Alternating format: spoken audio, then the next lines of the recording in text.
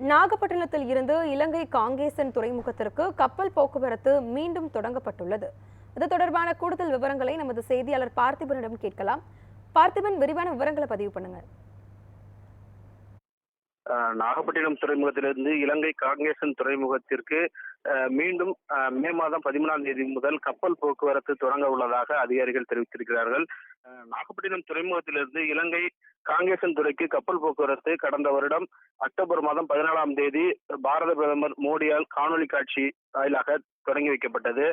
இந்த கப்பல் போக்குவரத்திற்காக நாகப்பட்டினம் துறைமுகத்தில் 8 கோடி ரூபாய் மதிப்பில் முதற்கட்டமாக அடிப்படை கட்டமைப்பு வசதிகள் கடல் ஆழப்படுத்தும் பணிகள் நடைபெற்று தற்போது பணிகள் நிறைவடைந்திருக்கிறது.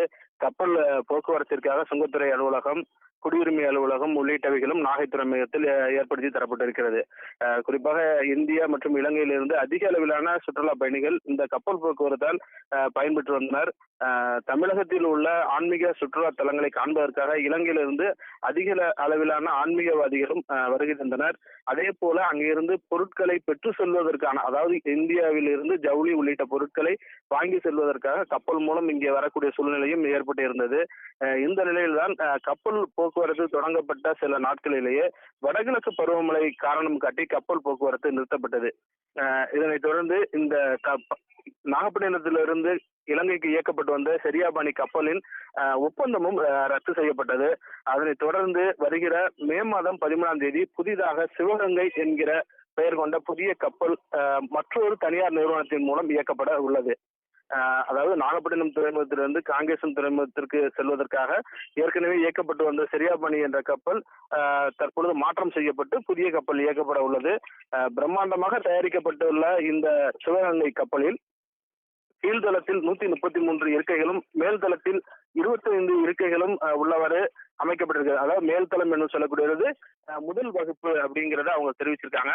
அதே போல கீழ்தளத்தில் உள்ள இருக்கைகள்ல பயணிகளுக்கு ஜிஎஸ்டி வரியுடன் 5000 ரூபாயும், மேல்தளத்தில் உள்ள முதல் வகுப்பு அதாவது சிறப்பு வகுப்புக்குள்ள கட்டணம் 7000 ரூபாயும் வசூலிக்கப்பட உள்ளதாகவும் அந்த நிறுவனம் தெரிவிச்சிருக்காங்க. அந்தமானில் தயாரிக்கப்பட்ட இந்த சிவகங்கை கப்பல் அடுத்த மாதம் 10ஆம் தேதி நாகப்பட்டினம் துறைமுகம் வர இருக்கிறது.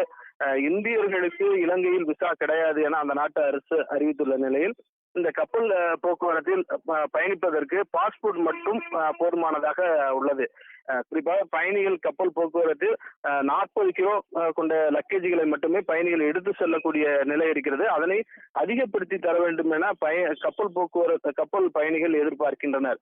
இந்த கப்பல் போக்குவரத்தால் தமிழகம் மட்டுமல்லாது இலங்கையில் இருக்கக்கூடிய அதிக அளவிலான வியாபாரிகள், பொதுமக்கள் பயன்பெறுவார்கள் என்பதே அனைவரும் எதிர்பார்ப்பாக இருந்து வருகிறது.